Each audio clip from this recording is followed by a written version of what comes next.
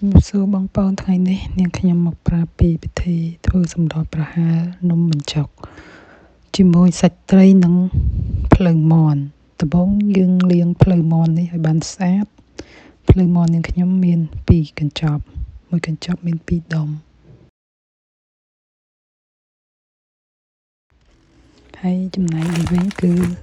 ត្រីពោ1នាងខ្ញុំរៀបចំវាយកទៅលាងស្អាតដូចគ្នាបន្ទាប់ពីលាងស្អាតទាំងត្រីទាំងសាច់យើងយកទៅស្ងោរឲ្យឆ្អិនសិន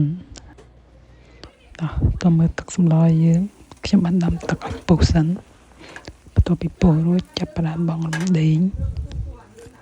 គល់ស្ក្រេមកាត់ជាកង់ក្រូចសើចមើមខ្ទឹមសឥឡូវយើងដាក់សាច់មាន់ចូលពេលដែលដាក់គ្រឿងទាំងអស់ហើយយើងទុក5នាទីទឹកពុះហើយចាំយើងដាក់សាច់យើងធ្វើសម្លប្រហើរលាយទឹកសាច់មាន់ឲ្យវាមានរសជាតិកាន់តែឆ្ងាញ់បន្ថែមទៀតបងប្អូនសម្រាប់បងប្អូនធ្វើត្រីសុទ្ធក៏បានសាច់ចិត្តទេតែសម្រាប់នាងខ្ញុំគឺនាងខ្ញុំតែងតែធ្វើសាច់មាន់ជាមួយនឹងត្រីជាប្រចាំបន្ទាប់ពីបង់ត្រីរួចយើងទុកឲ្យពុះឥឡូវយើងមកមើលត្រីស្ងោររបស់យើងឃើញថាពុះឆ្អិនល្អហើយបងប្អូនត្រីទាំងសាច់គឺបានឆ្អិនហើយអញ្ចឹងយើងធ្វើការស្រង់ទាំងត្រីទាំងសាច់និងគ្រឿងដែលបានដាក់បង់នៅក្នុងទឹកស្ងោរនេះចេញទាំងអស់គឺយើងទុកតែទឹកទទេដើម្បីយក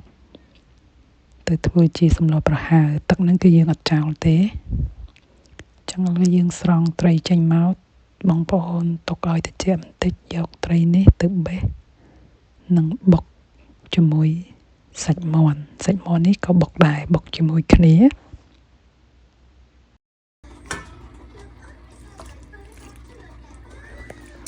ចឹងសាច់មាន់នេះខ្ញុំបានបុក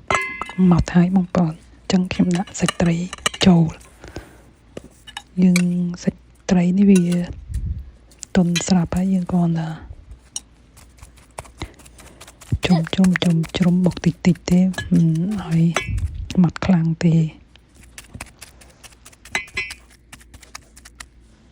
បន្ទាប់ពីម៉ត់សាច់ត្រីចូលសព្វគ្នាហើយយើងបន្ថែម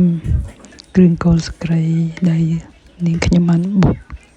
ច្រកកន្លទុកគ្រឿងគល់ស្ក្រៃបងប្អូនដឹងហើយថាមានអ្វីខ្លះមិនចាំខ្ញុំរៀបរាប់ទេគឺដូចតែគ្នាដែលបងប្អូនធ្វើទេគឺមានដេងខ្ជាយក្របក្រូចសើចនិងខ្ទឹមសហើយនាងខ្ញុំក៏បន្ថែមនៅសណ្តែកដីបុកក្នុងនឹងដើម្បីឲ្យមានរសជាតិឈ្ងុយបន្ថែមទៀតតោះឥឡូវយើងចាប់ផ្ដើមបុកបញ្ចូលគ្នាទៅយើងជ្រុំឲ្យសព្វស្មើល្បាយទាំងអស់ឲ្យចូលសព្វគ្នាទៅគឺរួចរាល់ហើយមិនមានអ្វីវែងឆ្ងាយច្រើនទេបងប្អូនឥឡូវប៉ុណ្ណេះឃើញថាចូលសព្វល្អហើយយើងអាចយកទៅស្លបានអញ្ចឹងដំបូងយើងដាក់ឆ្នាំងឲ្យក្តៅតើមកយើងចាក់ខ្ទិះដូងចូលឲ្យឡើងពុះល្អបន្តិចមិនយើងយកត្រីសាច់ដែលបានបុកជាមួយនឹងគ្រឿងស្លនេះយកមកចាក់ចូលឆាជាមួយខ្ទិះដើម្បីឲ្យរសជាតិវាកាន់តែឈ្ងុយបន្ថែមទៀតទូឯកសំខាន់នៅក្នុងនេះគឺប្រហុកបងប្អូនកុំភ្លេចសោះចូលចិត្តច្រើនដាក់ច្រើនចូលតិចដាក់តិចសម្រាប់គ្រួសារនេះខ្ញុំគឺដាក់តែមិនល្មមទេមិនជាខ្លាំងទេយើងធ្វើការកូរសាច់ប្រហុកនិង